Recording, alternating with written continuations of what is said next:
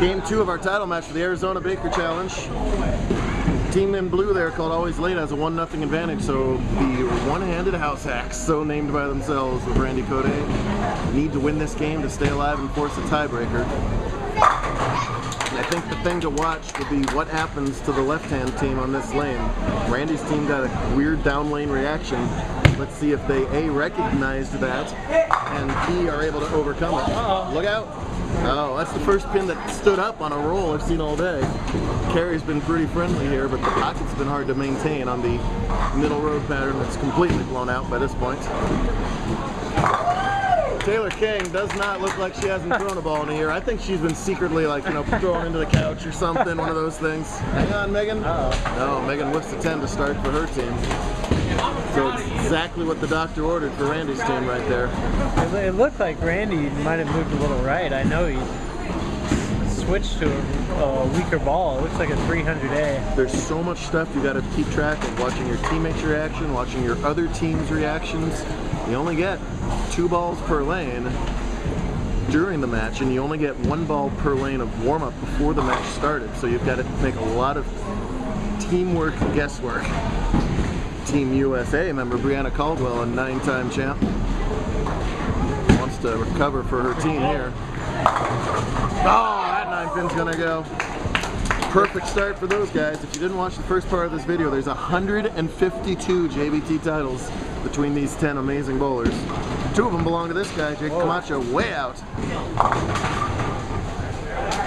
That more a product of extreme belly in the head than the wiggle down lane. I think he's really fortunate to get the 2-5 lead.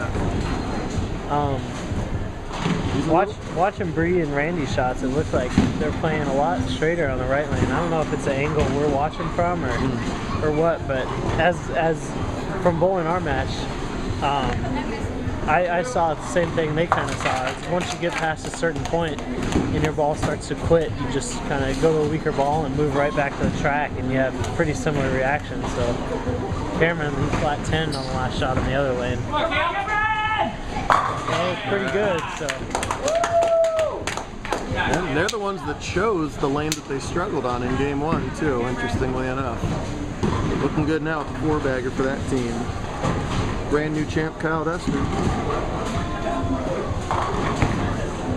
Push. And it does. Good shot. Just the mechanics are so much improved from when he started bowling two-handed. It's scary. Yeah.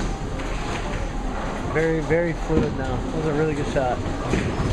Speaking of scary, Rookie of the Year, Team National Champion, and 60-time JBT champ. Oh. Sends it out the window and it comes roaring back. Goodness gracious. And the new version of Kyle King, who turned into a lefty with no wrist named Jacob Buttriff, does his job as well. Striking in the 5th, that's a double for his team, keeps him alive. 26 wins for Jacob, 20 of them this season. Now Michael Haugen Jr., who every time he's within 500 miles of Phoenix, comes and bowls adult, junior, and team events with us. That is... Wow, there it is again. Yep, that's definitely a trend. His dedication and willingness to give back and come bowl with the kids is fantastic. Both the ASU kids, coaches them. Can't say enough about a touring pro spending so much time with these hopefully future touring pros. Pro shop owner Randy.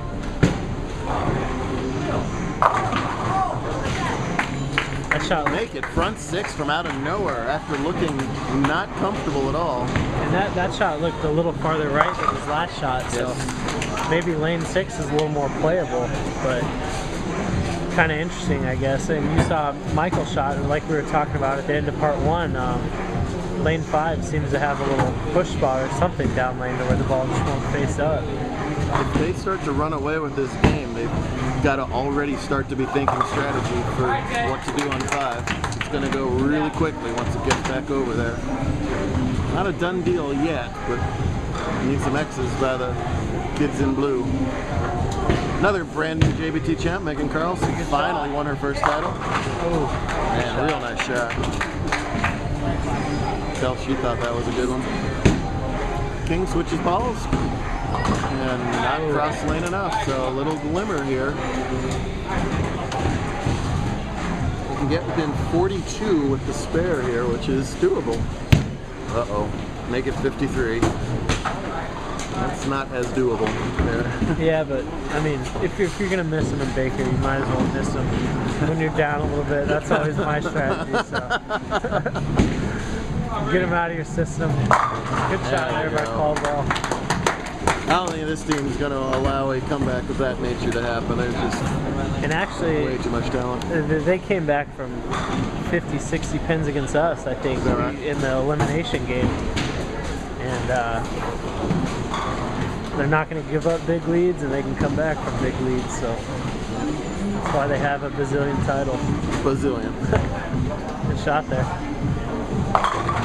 This is one of these places where teamwork, the team chemistry of a Baker match comes into play here. They just absolutely cannot get down on themselves. Sometimes people joke a little bit when you watch those Baker matches on TV and people are like high-tenning a 7 count. And there's a reason they do that. It's not just to look good, it's to keep the adrenaline level up. You got more bowling to come. It doesn't matter if you lose by 200 pins this game as long as you win the next one. They should be clapping for him right now. I don't like the body language going on out of the blue guys. And that's on the left exactly what we did. We blew that big lead. Good ball from Smith. He finally got a ball to get around the corner. He's absolutely right in that aspect, and especially from someone who's bowled 3 years of collegiate bowling. I mean, Baker is more mental, I think, than anything, because he throws it really out a little bit.